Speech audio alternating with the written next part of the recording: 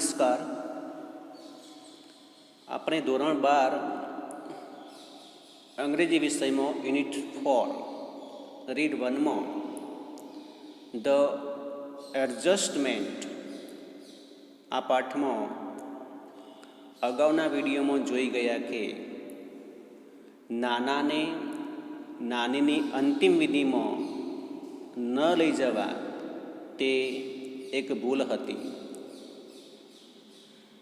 નાની મૃત્યુ પામ્યા ત્યારે નાનાએ તેણીના કાનમાં ધીમેથી કહ્યું હતું કે હું પણ તારી વાટમાં જ છું, ઘણી દૂર નથી.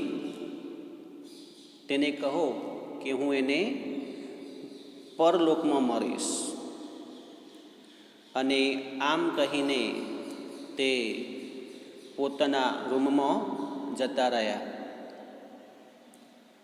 નાનાની ઉંમર આશરે 85 વર્ષની હતી અને તે વાત વાતમાં નાની સાથે વાદ વિવાદ કરતા.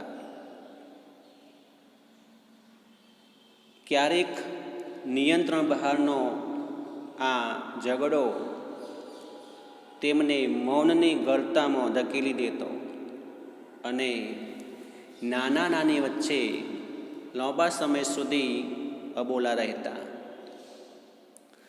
આ સમયે તેમના દોહિત્રો તેમને સમાધાન કરાવવાનો પ્રયત્ન કરતા, પરંતુ નાના કટાક્ષમાં કહેતા કે આવું તો ચાલ્યા કરે. એકબીજાની સાથે અનુકૂલન સાધતો સમય તો લાગે ને. અને નાની પણ તેમને કહેતો કે આભાર માનો કે મેં તમને 2 પૌત્રો આપ્યા છે અને ભગવાનને ખાતર હવે બોલવાનું બંધ કરો. તો હવે વિદ્યાર્થી મિત્રો, આપણે આગળના ભાગનો અભ્યાસ શરૂ કરીએ.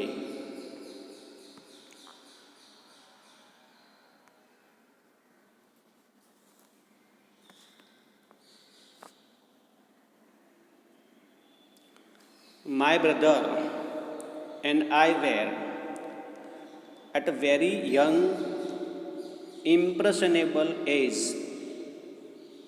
when our father married a second time. તો અહીં જે શબ્દ છે માય બ્રધર એટલે કે મારો ભાઈ, એન્ડ આઈ હું, આ બંને દોહિત્રો છે નાના નાનીના. Where at a very young age. Very young age એટલે કે ખૂબ જ નાની વયના હોવું. અમે બંને કે છે કેવા હતા? ખૂબ નાની ઉંમરના હતા.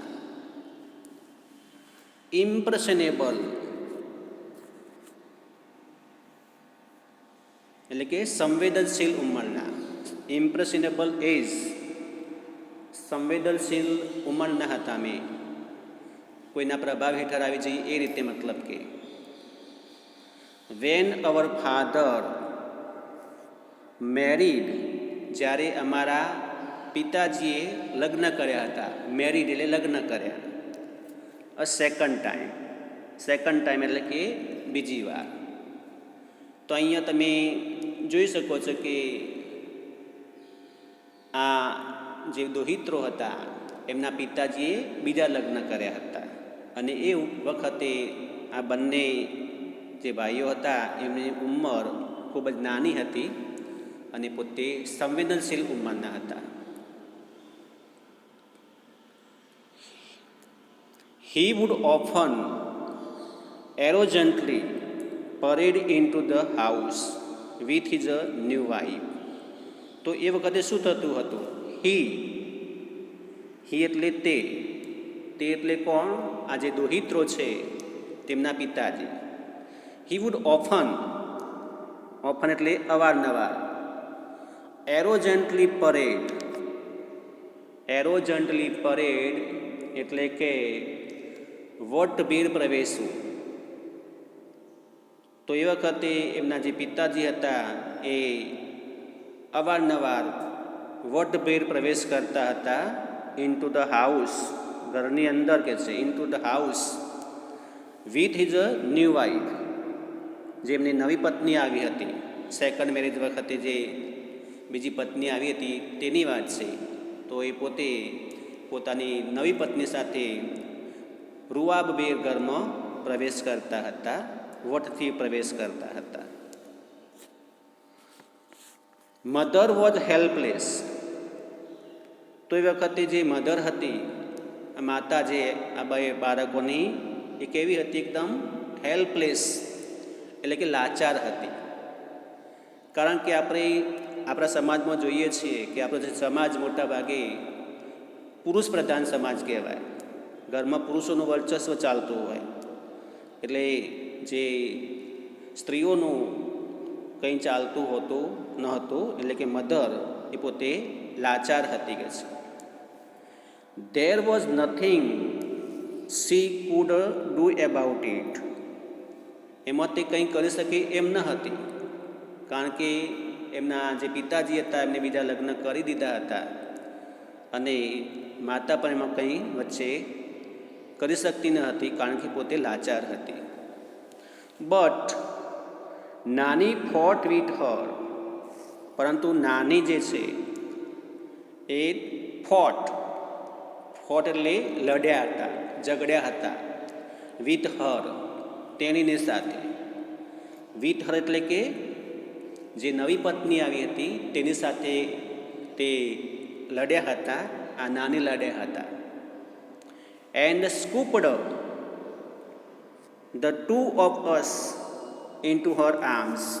અને સ્કૂપડ એટલે ઊંચકી લેવું, ઉપાડી લેવું. અને કે છે ઊંચકી લીધા હતા. ધ ટુ ઓફ અસ, અમને બંનેને એટલે કે જે નાના બાળકો હતા, જે બંને ભાઈઓ, એમની વાત છે. Into her arms. આર્મ્સ એટલે હાથમાં, એના જે હાથ હતા એમાં તેમણે આ બે બાળકોને ઉપાડી લીધા હતા અને તેમને છાતી સરસા લગાવી દીધા હતા. And brought us into her house. અને તેણી તેમના ઘરે લઈ ગઈ હતી. એટલે કે જે બે બાળકો હતા એ બાળકોને નાનીમાં પોતાના ઘરે લઈ ગયા હતા. સેઇંગ, કહીને, સેઇંગ.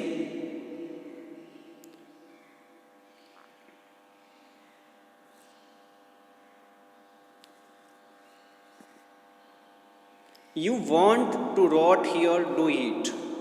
શું કહેતા હતા તે? You want to rot here, do it. Rot means સડવું. એટલે કે કહેતા હતા પોતાની જે દીકરી હતી આ બે બાળકોની માતાને, you want to rot here, તારે અહીં સડવું હોય તો સડ. ડુ સો એટલે કે તું સડ અહીંયા, મતલબ કે તારે પડ્યા રહેવું હોય તો તું પડી રહે, મતલબ કે. But I am not letting my grandchildren stay here. પરંતુ હું મારા જે ગ્રાન્ડ ચિલ્ડ્રન છે, આ બંને પૌત્રો એટલે કે દોહિત્ર, મતલબ કે સ્ટે હિયર એટલે કે રહેવાની વાત છે, પણ આગળ શબ્દ છે I am not letting my grandchildren stay here. હું મારા બંને બાળકો જે છે, આ પૌત્રો, એમને રાખીશ નહીં. To get thrashed by their stepmother. કે જે એના જે સ્ટેપ મધર છે એટલે કે સાવકીમાં, તેમના હાથે થ્રેશ્ડ એટલે કે માર ખાવાની વાત છે. એટલે કે હું આ મારા જે બંને પૌત્રો છે કે છે એમની અપરમાને હાથે માર ખાવા માટે અહીં નહીં રહેવા દઉં.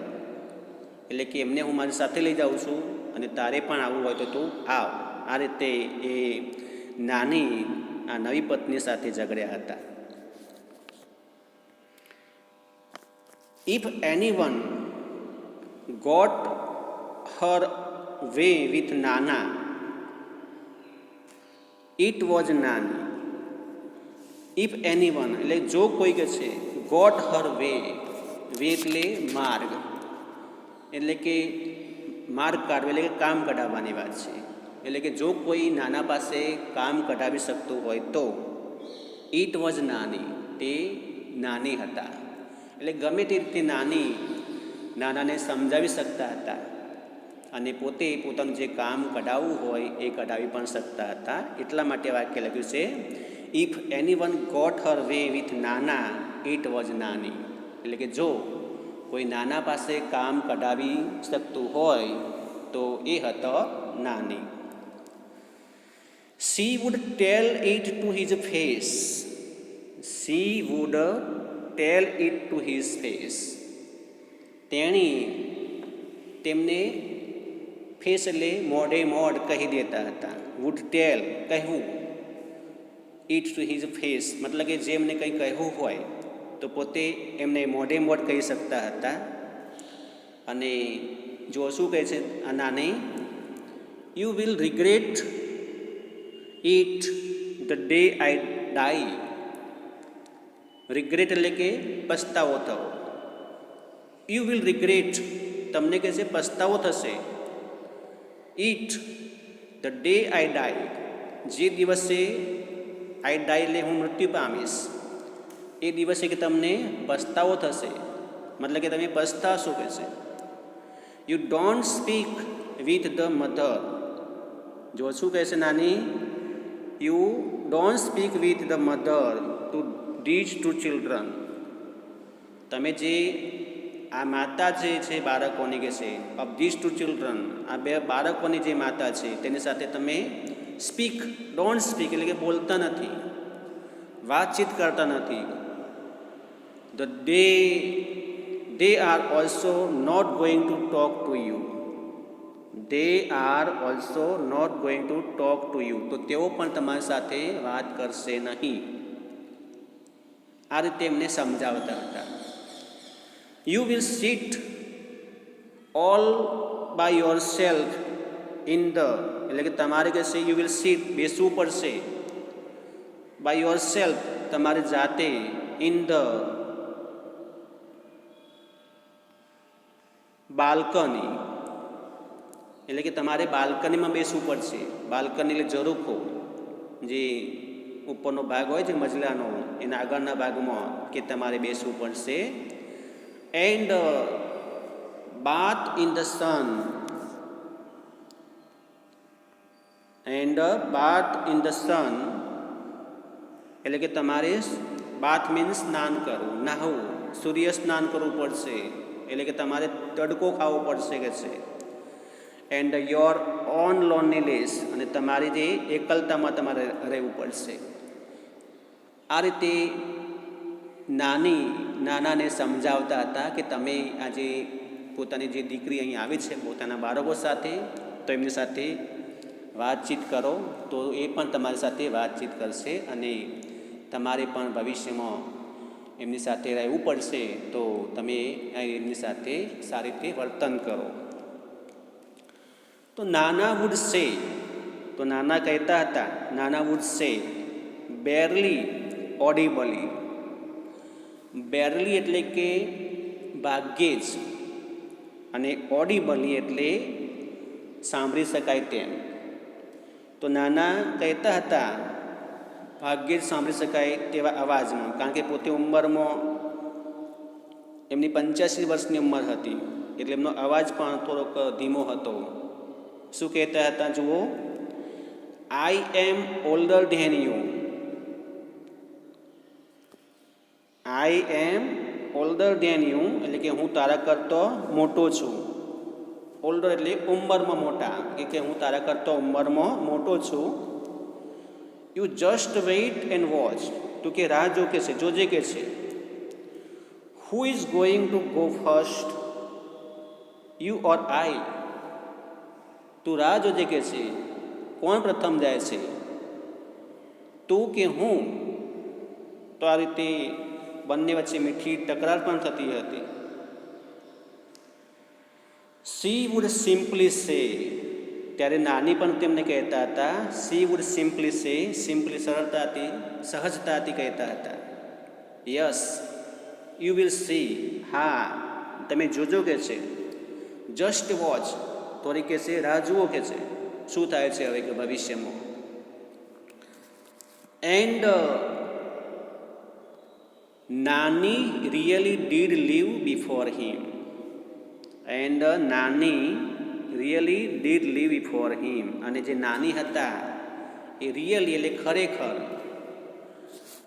ડીડ લીવ એટલે કે છોડી ગયા, લીવ એટલે છોડીને જવું, એટલે કે મૃત્યુ પામ્યા, બિફોર હિમ તેમના પહેલાં.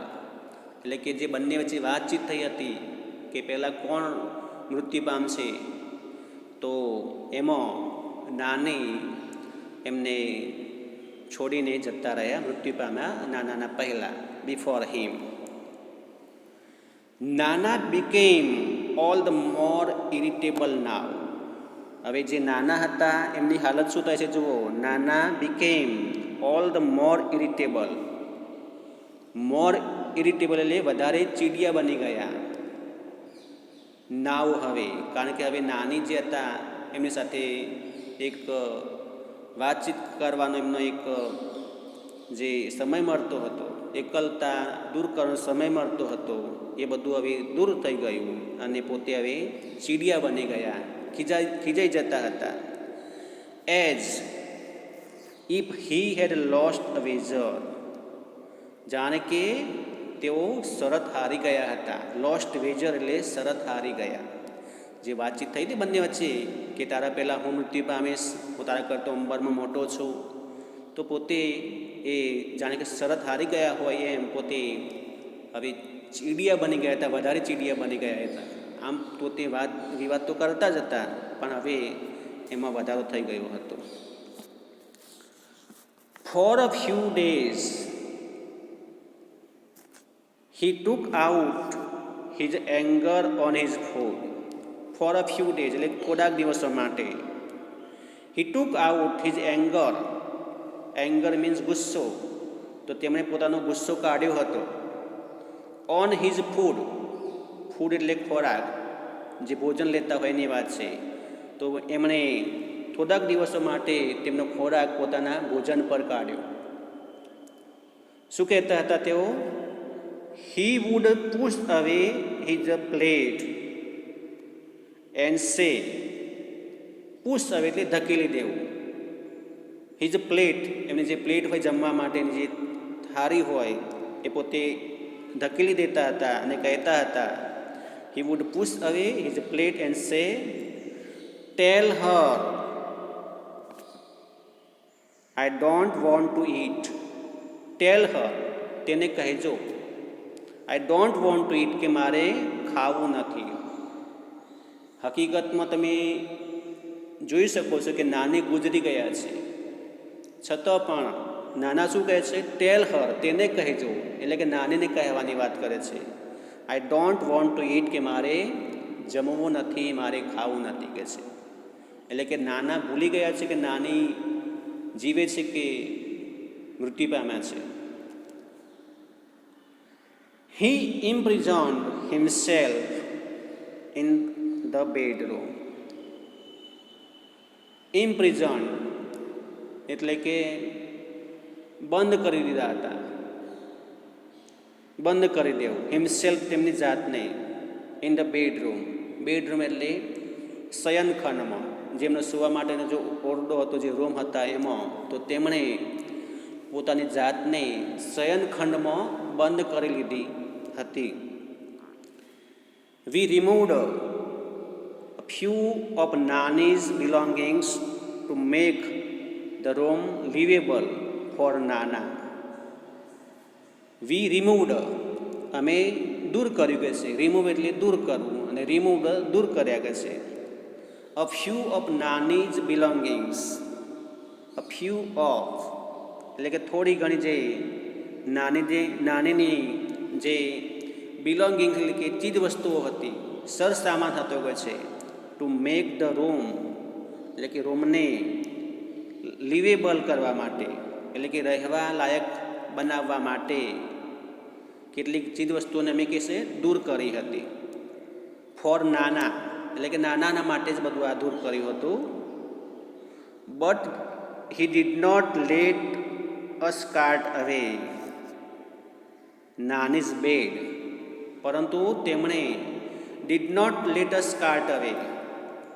કાર્ટ અવે એટલે કે દૂર કરવું.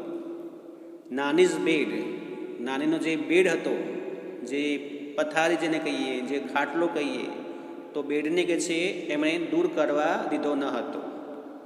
એ જે બેડ હતો એ એમને ત્યાં જ રાખવા માટે એમને કહ્યું. શું કહેતા હતા એના માટે કે ઇન અ ડ્રાય, શુષ્ક, હોલો, હોલો મીન્સ ખોખરો અવાજની વાત છે, કોર્સ વોઇસ, કોર્સ વોઇસ એટલે કર્કશ અવાજ, એમનો જે શુષ્ક, હોલો એટલે ઊંડું અથવા તો ખોખરો જે અવાજ હતો કે છે કોર્સ વોઇસ એટલે કર્કશ અવાજ, જે નાનીના ગુજરી ગયા છે એમની ઉંમરમાં અને એમના અવાજમાં પણ ફેરફાર થયો. હી સેડ, તેમણે કહ્યું, લેટ ઇટ બી. શું કહ્યું એમણે કે લેટ ઇટ બી, તે રહેવા દો. શું રહેવા દેવાની વાત છે? આ બેડ જે ઘરમાંથી દૂર કરવાનો પ્રયત્ન કરતા તેમના જે ઘરના સભ્યો, તો કહે છે કે લેટ ઇટ બી, એ રહેવા દો કે છે. Where else is she going to sleep, કે તેણી એ બીજે કયો સૂઈ જશે કે છે. આ જે ખાટલો તમે અહીંયાથી લઈ જશો, જે બેડ છે પથારી, તો તેણી કયો સૂઈ જશે. એટલે જો આ પરથી પણ આપણને ખ્યાલ આવે છે કે નાના હજુ એમ જ સમજે છે કે નાની જીવે છે, અને એટલા માટે જ પોતે આ જે બેડ છે એ ત્યાંથી લઈ જવાની ના પાડે છે. The day we had to take Nani's ass away for immersion. That day to Nana stayed locked in the room. હવે એક બીજી ઘટનાની વાત છે કે the day we had to take Nani's ass away for immersion, એટલે કે જે દિવસે કહેશે the day we had to take Nani's ash, ash એટલે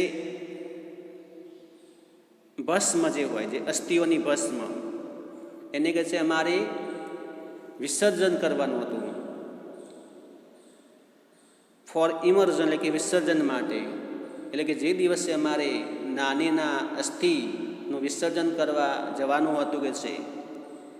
ઇમર્ઝન એટલે વિસર્જન કરવું, ને એસ એટલે જે રસ, જે ભસ્મ છે જે એમની અસ્થિઓની, એની વાત છે. તો ડેટ ડે, તો તે દિવસે ટુ નાના stayed locked in the room, તો એ દિવસે પણ નાના પોતાના રૂમમાં પુરાઈ રહ્યા હતા. લોકડ એટલે બંધ થઈ ગયા હતા, પોતે રૂમની બહાર નીકળ્યા જ ન હતા. વેન આઈ વેન્ટ ઇન, જ્યારે હું અંદર ગયો કે છે. આઈ ફાઉન્ડ હિમ, મેં તેમને જોયા. Found him sitting on her bed, sitting on her bed એટલે તે ક્યાં બેઠેલા હતા? હર બેડ, તેણીના બેડ પર બેઠેલા એમને જોયા હતા. આ જે નાના હતા, જે બાજુમાં જે બીજો પલંગ હતો, જે બેડ હતી, એ બેડમાં પોતે બેઠેલા હતા તેવું આ દોહિત્ર જોઈએ છે. He just touched the urn. He just touched, એમણે જરાક સ્પર્શ કર્યો કે છે. અર્ન, અર્ન એટલે કે જે અસ્થિકુંભ હતો, અસ્થિકુંભ, એમને જરાક એમને સ્પર્શ કર્યો, ટચ કર્યો એમણે જરા. એન્ડ સેડ, અને કહ્યું, tech him away. All my life he just kept fighting with મી. જો વાક્ય જે બોલ્યા છે નાના, એ ધ્યાનમાં રાખો બરાબર. શું કહે છે નાના? ટેક હિમ અવે. અહીં વાક્ય હકીકતમાં નાના બોલે છે, અને નાનીને કહેતા હોય એ રીતે આમ તો બોલતા હોય, પણ વાક્યમાં તમે દેખો અહીંયા હિમ લખેલું છે, HIM. ટેક હિમ અવે, હકીકતમાં બોલનાર નાના છે, પણ હવે નાના જાણે કે નાની હોય એ રીતે બોલે છે અને પોતે પોતાની જાતને બોલે છે, મતલબ કે નાનાને કહે છે, નાની જેમ કહેતા એ રીતે. ટેક હિમ અવે, એમને દૂર લઈ જાઓ કહે છે. All my life he just kept fighting with me, તેમણે કહે છે આખી જિંદગી મારી સાથે ઝઘડતા જ રહ્યા છે. જે રીતે નાના નાની સાથે ઝઘડતા હતા, વાદ વિવાદ કરતા હતા, એમ પોતે જાણે કે નાની હોય એમ આ નાનાને ઉદ્દેશીને આ રીતે કહે છે કે take him away, all my life he just kept fighting with me, કે છે કે જાઓ એને અહીંથી લઈ જાઓ કે છે. આખી જિંદગી તેઓ મારી સાથે ઝઘડતા જ રહ્યા છે. એટલે આ રીતે પણ આપણને ખ્યાલ આવે છે કે નાનામાં કેવો બદલાવ આવી રહ્યો છે, કેવો ટર્નિંગ આવી રહ્યો છે. ધ શિફ્ટ વોઝ ગ્રેજ્યુઅલ, આ શિફ્ટ વોઝ ગ્રેજ્યુઅલ, આ જે બદલાવ હતો કે છે, શિફ્ટ એટલે બદલાવ અને ગ્રેજ્યુઅલ એટલે કે ધીમો. આ બદલાવ ઘણો ધીમો હતો, એટલે કે ધીમે ધીમેમાં પરિવર્તન થતું હતું નાનામાં. I did not pay much heed to let it that first day, એટલે કે મેં પહેલા દિવસે that first day I did not pay much heed, મેં એના પ્રત્યે વધુ ધ્યાન આપ્યું ન હતું. heed means ધ્યાન આપવું, but did not pay much heed, વધારે ધ્યાન આપ્યું ન હતું. ટુ ડેટ ફર્સ્ટ ડે એટલે કે સૌપ્રથમ દિવસે જ્યારે આ બધી ઘટનામાં ચેન્જ આવતો હતો તો એમને એ એટલું બધું એમણે ધ્યાન આપ્યું ન હતું. એમના દોહિત્રની વાત છે. બટ લેટર, પણ પછીથી કહે છે લેટર, ઇટ બીકેમ મોર એવિડેન્ટ, પણ પછીથી કેવું બન્યું? મોર એવિડેન્ટ બન્યું, એટલે કે વધારે સ્પષ્ટ થતું હતું, વધારે એમાં પુરાવો મળતો હતો. મતલબ કે એટલે કે હવે જેમ જેમ દિવસો વીતતા હતા તેમ તેમ એ નાનામાં વધારે ને વધારે ચેન્જ આવતો હતો. તો વિદ્યાર્થી મિત્રો, હવે આપણે આગળના ભાગનો અભ્યાસ નેક્સ્ટ વિડીયોમાં કરીશું. Thank you.